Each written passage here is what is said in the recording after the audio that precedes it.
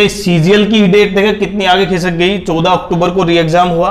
उसके बाद अब कहीं ना कहीं सीजीएल के रिजल्ट की बात चल रही है, जबकि आईबीएसीआईओ का तो एग्जाम उसके पहले हुआ था, मतलब स्टार्टिंग में था। जब सीजीएल का एग्जाम 12 तारीख को था, उसी स्टार्टिंग में किसका था, आईबी का 3 दिन। हेलो स्टूडेंट्स, क्या हाल आपका? आशा करता हूं अच्छे होंगे, स्वस्थ होंगे। आईबीएसीआईओ का एग्जाम जब से हुआ था ना, आप लगातार आंसर की के बाद ये सोच रहे हैं कि क्या मेरा कट ऑफ क्वालिफाई होगा या नहीं, मतलब आप डिस्क्रिप्टिव टेस्ट देंगे या नहीं देंगे, क्योंकि डिस्क्रिप्टिव टेस्ट की इतनी ज्यादा तैयारी नहीं चाहिए जितना कि सीजीएल मेंस या बाकी एग्जाम्स के लिए चाहिए। और वो केवल क्योंकि देखिए सिंपल सी चीज ये समझे, वो क्वालिफाइंग लेवल का है, और अगर आपने वो क्वालिफाई कर दिया तो आप डायरेक्ट इंटरव्यू के लिए तैयार हैं। लेकिन बहुत से बच्चे जब आंसर की आई थी उसके बाद से ही लगातार ये कह रहे थे कि अगर इतने मार्क्स तक, शायद इस कैटेगरी में इतने मार्क्स तक जाएगी। और जितनी भी शिफ्ट हुई 3 दिन में, लगभग 9 के 9 शिफ्टों में, मैं बात करूं यहां पर पेपर का जो लेवल था ना, उसने काफी हार्ड दिया है, जिसमें जीएस ने काफी टफ कंपटीशन दिया था। मैथ्स क्वांटिटी मतलब कहीं ना कहीं कैलकुलेटिव था, क्वांटिटी एप्टीट्यूड में बच्चे कहीं ना कहीं फिसल रहे थे। बाकी और भी सब्जेक्ट यूं की होते, मतलब फिर से वही था जो बच्चों ने तैयारी की, उस तैयारी को देखते हुए उन्होंने उतने मार्क्स नहीं प्राप्त किए। इसीलिए प्रत्येक बच्चा ये मान रहा है कि शायद उतनी कट ऑफ नहीं जाए। लेकिन इसमें हार्ड शिफ्ट 16, 17, 18, आप समझ पा रहे हैं कि लगभग जो 3-3 शिफ्ट हुई है प्रत्येक डे में, उनमें कुछ शिफ्ट इजी हैं, कुछ काफी हार्ड है। मतलब तुलनात्मक रूप से वैसे इजी नहीं है, वैसे लेवल वही है। एवरेज की बात करूं मैं तो प्रत्येक बच्चा, अब मैं ये कहूं कि इसका रिजल्ट कब आएगा उस पॉइंट पर आते हैं।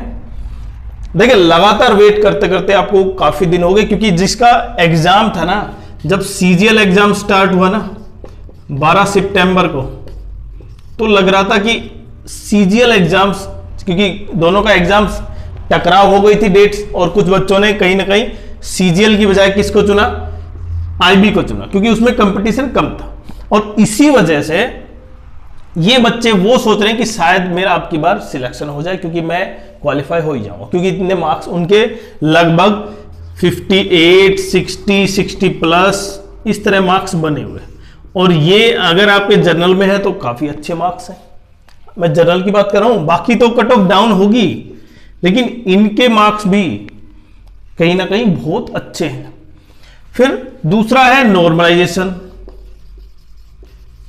अब क्योंकि पेपर टीसीएस ने लिया था, तो पेपर का लेवल बच्चों ने ठीक ठाक, क्योंकि वो काफी अच्छा था। नॉर्मलाइजेशन फिर से खेल करेगा, कम से कम 5 से 7 मार्क्स का, ये आपको पता चल गया था। और क्योंकि वो इक्वी परसेंटाइल बेसिस नहीं होगा जिस तरह एसएससी सीजीएल का है, तो ये तो क्लियर है कि आपकी शिफ्ट में केवल आप ही नहीं, आप ओवरऑल शिफ्टों में काउंट होंगे। सही है बात। अब जैसे जैसे डेट बढ़ती जा रही है कि कहीं ना कहीं सीजीएल की डेट देखा कितनी आगे खिसक गई, 14 अक्टूबर को री एग्जाम हुआ।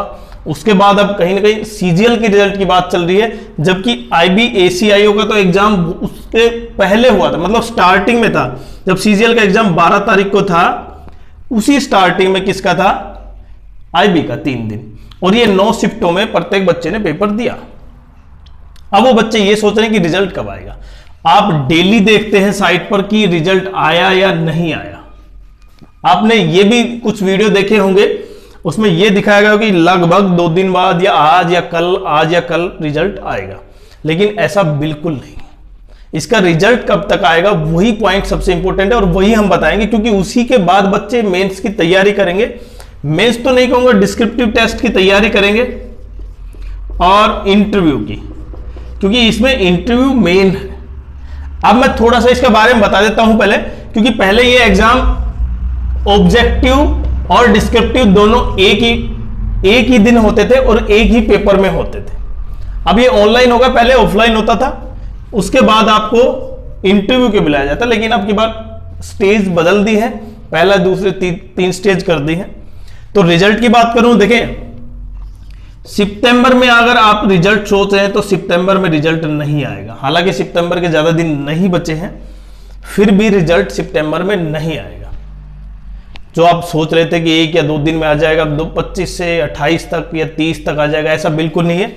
इसका रिजल्ट 3 से 4 नवंबर के बीच आएगा। और ये आप देख लेंगे, क्योंकि 3 से 4 नवंबर के बीच, इसके बाद क्योंकि आईबी ने यही एग्जाम नहीं लिया था, एक सिक्योरिटी असिस्टेंट का भी एग्जाम लिया है और उसका भी रिजल्ट देना है। तो जिस तरह आईबी के भी 2 एग्जाम है, आपने दोनों एग्जाम दिए हैं, ये भी एक पॉइंट है कि बच्चों ने ज्यादातर दोनों एग्जाम दिए और कट ऑफ में लगभग दोनों बराबर हैं। कहीं ना कहीं उनके मार्क्स उससे थोड़े से 2-3 मार्क्स ऊपर नीचे हैं, लेकिन रिजल्ट आपका नवंबर 3 से 4 के बीच ही आएगा। और उसके बाद कहीं ना कहीं आप डिस्क्रिप्टिव टेस्ट की तैयारी करेंगे।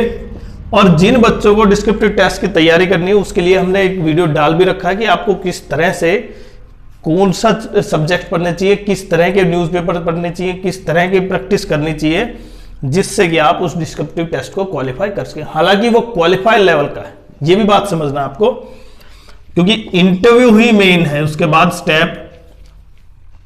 तो रिजल्ट की बात कहूं तो रिजल्ट 3 से 4 नवंबर के बीच आएगा। अगर आपके मार्क्स, कट ऑफ कितनी जाएगी, देखें नॉर्मलाइजेशन में उसमें काम करेगा।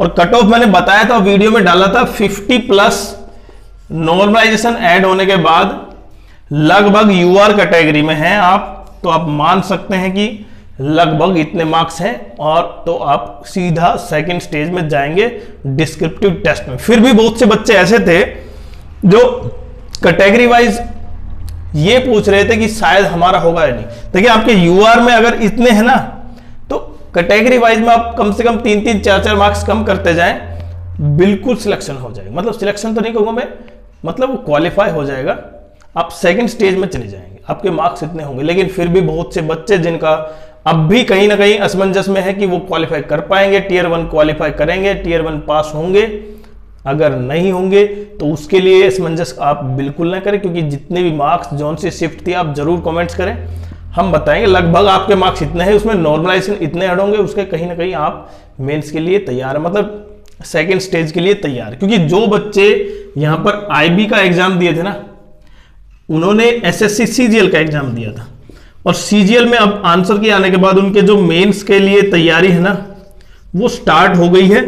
तो उन बच्चों के लिए मेंस लिखना ज्यादा इंपॉर्टेंट नहीं है, क्योंकि वो मेंस कर देंगे, क्योंकि इंग्लिश लेवल सीजीएल में काफी ठीक ठाक होती है, हालांकि ऑब्जेक्टिव होती है, लेकिन डिस्क्रिप्टिव कर देंगे बच्चे, वो क्वालिफाई लेवल का है। फिर भी आपने अगर दोनों एग्जाम दिए हैं तो भी कमेंट्स करें, क्योंकि जिस तरह से तैयारी चल रही है और एसएससी सीजीएल पर लगातार कोर्ट पेश, अब भी 28 अक्टूबर को एक पीआईएल की हेयरिंग, उसमें क्या होता है, उसमें सबसे बड़ा शायद एसएससी का जो सामने आ जाए, जो हम देख पा रहे हैं।